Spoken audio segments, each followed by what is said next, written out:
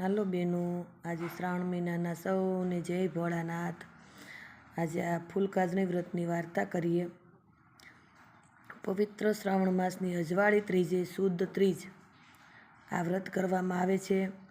કુંવારકાહે પ્રાતઃકાળે સૂર્યોદય પહેલાં ઉઠી સ્નાનાદિથી પરવારી શણગાર સજી ભગવાન શિવના મંદિરે જઈ પ્રથમ શિવ પાર્વતીની પૂર્ણ શ્રદ્ધાથી પૂજા કરવી।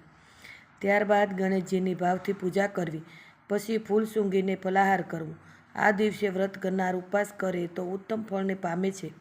વળી પ્રભુને પરમ પ્રિય એવા ફૂલને સૂંઘ્યા પછી જળપાન કે ફળાહાર કરવો।